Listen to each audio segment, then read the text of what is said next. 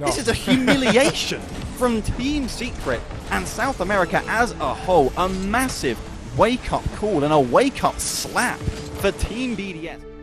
Un raté, un accident, un mauvais souvenir.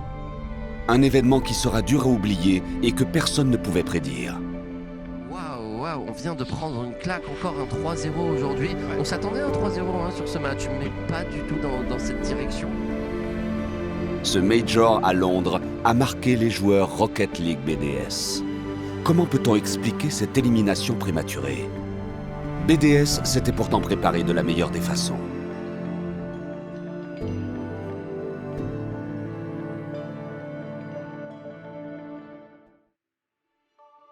Avec l'arrivée de Seiko fin avril 2022 et celle de Mew début mai, l'équipe BDS a retrouvé un second souffle et domine de nouveau l'Europe. Une motivation reboostée pour Extra et Monkey Moon. Alors, l'arrivée de Seiko et Mew dans l'équipe, ça nous a fait du bien.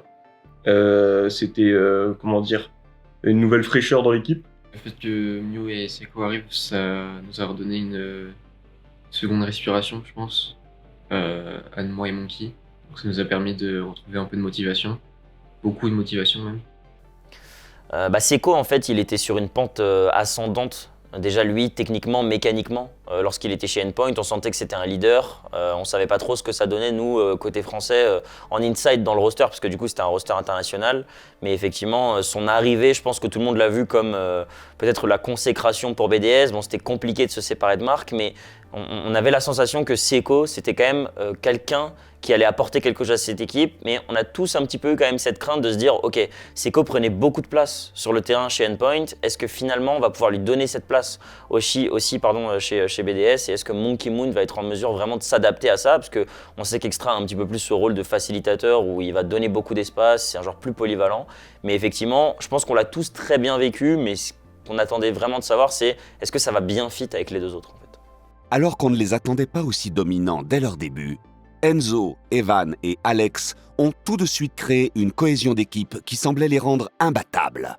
Bah oui, les BDS qui remportent le titre dans ce deuxième tournoi régional, ils enchaînent une 10e victoire consécutive dans ce Spring Split.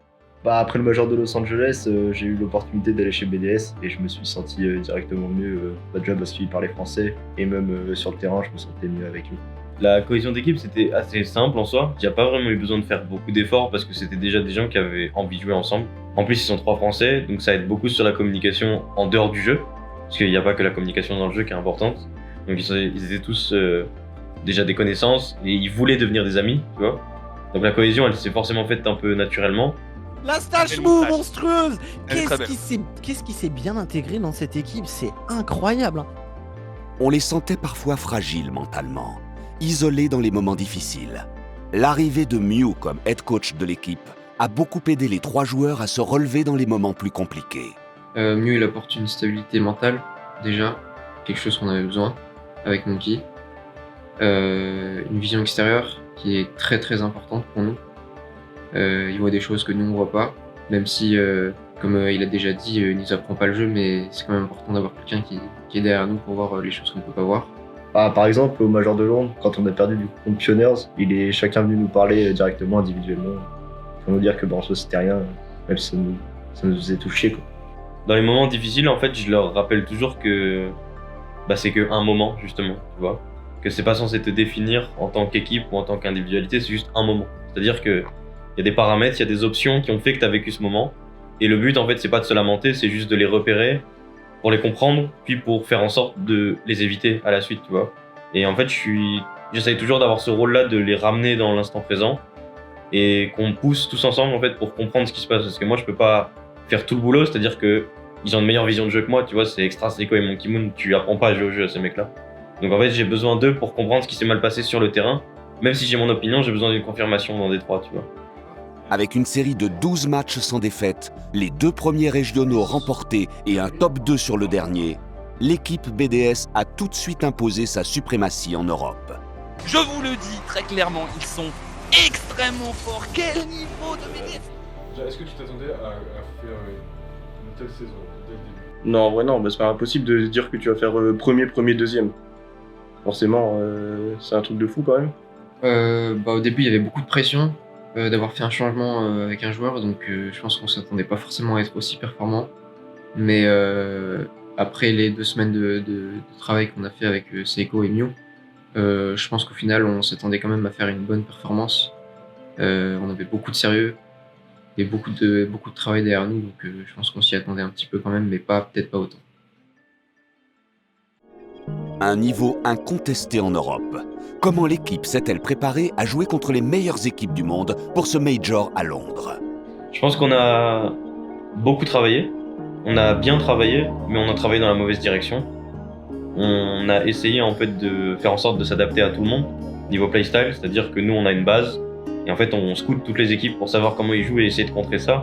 Le problème c'est que t'as pas des informations sur tout le monde. Par exemple Secret et Pioneers, tu vois, on n'avait pas forcément énormément d'informations contre eux.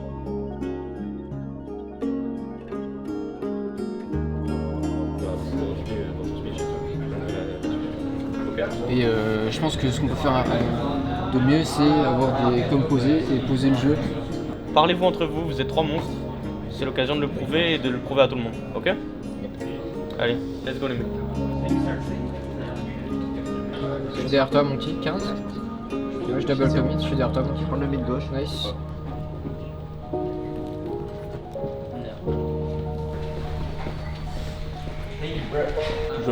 J'ai gagné. T'as gagné. Avec le public. Le public, t'apportes. Fais attention. Il y avait genre une rangée. Ah ouais. Les 80 dans le game 3, ils sont à 2-0. Ah ouais. T'as la télé à gauche. Annoncé comme favori pour l'événement, comment expliquer cette mauvaise entrée dans le tournoi avec la défaite contre Team Secret? Je pense qu'il y a eu un peu de panique sur le fait qu'on ne sache pas contre qui on jouait exactement. Donc quand je dis contre qui, c'est qu'on ne savait pas de quelle façon ils jouaient sur le terrain. Donc on a essayé de jouer d'une manière qui n'a pas fonctionné et on n'a pas su changer de façon de faire assez rapidement, donc, ce qui nous a coûté la défaite.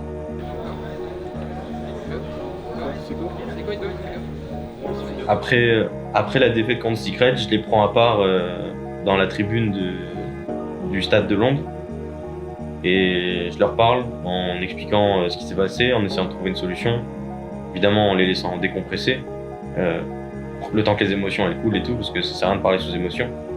Mais le but c'était de trouver une solution parce qu'on avait un match à jouer le lendemain et comme dit en fait encore une fois, les ramener dans le présent, comprendre que c'était juste un match et que ça nous définit pas en tant qu'équipe, tu vois. On est capable de se relever, qu'on est capable de faire les choses et voilà. Arrêtez d'en avoir quelque chose à foutre du résultat, juste jouer aux jeux vidéo et vous verrez que ce sera beaucoup plus simple. Mettez-vous en confiance, répétez tout le temps que vous êtes trop fort, répétez tout le temps que vous êtes les meilleurs joueurs du monde, frère. Et voilà.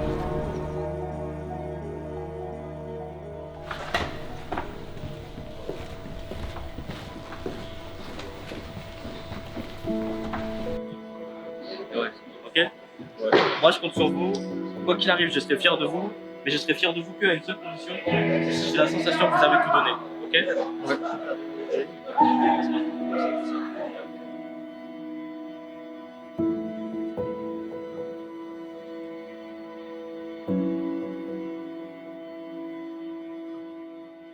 Malgré son envie de rebondir, la motivation pour remonter le lower bracket, BDS s'incline avec un sévère 3-0 contre Pioneers et finit top 16 du Major.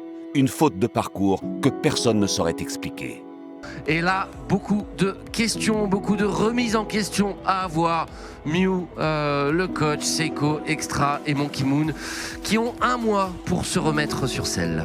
L'e-sport, c'est très psychologique. Et que ce soit sur FIFA, que ce soit sur Rocket League, sur CSGO, sur Valorant, il y a vraiment un aspect mental qui est énorme, on ne se rend pas compte, mais lorsque tout se joue sur une manette ou sur un clavier, c'est à des millisecondes, c'est à des prises de décision. Et lorsque vous avez un doute qui plane dans votre tête, et ça peut être personnel, ça peut être sentimental, ça peut être professionnel, si le doute arrive dans votre cerveau, c'est très dur d'en sortir. Et je pense qu'ils n'ont pas réussi à avoir la force psychologique et mentale à Londres pour complètement reset, pour oublier ce qui s'était passé face à Team Secret. Ils sont arrivés face à Pioneers avec la crainte, et une équipe avec des craintes n'est pas la même équipe en confiance, ce que l'on connaît de chez BDS. Elle a juste pas joué à son niveau, c'est tout simplement ce qui s'est passé. Et quand tu joues pas à ton niveau dans un événement comme le Major, évidemment ça se passe pas bien. Donc je pense que c'est tout simplement ça qui s'est passé. Il y a eu ce doute qui est resté plané dans le cerveau de tout le monde.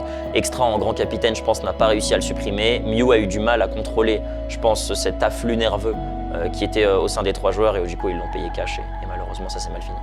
Non, je pense que c'était la même erreur que contre Secret. On est trop reparti en confiance, en mode c'est sûr qu'on va gagner.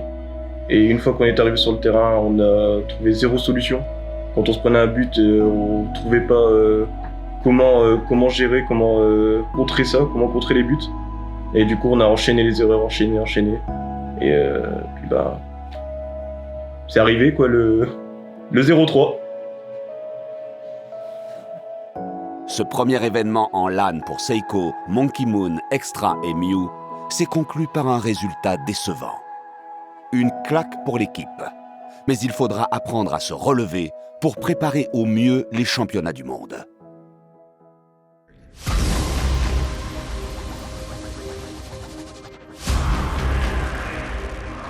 La plus prestigieuse des compétitions approche à grands pas, et après cette contre-performance, BDS va devoir trouver rapidement les solutions pour s'y préparer et oublier le mauvais souvenir britannique.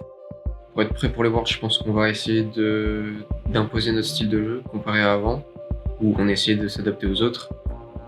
Et on va essayer de travailler sur ce style de jeu jusqu'aux Worlds, travailler sur notre mental et d'être prêt à pas refaire les mêmes erreurs en match.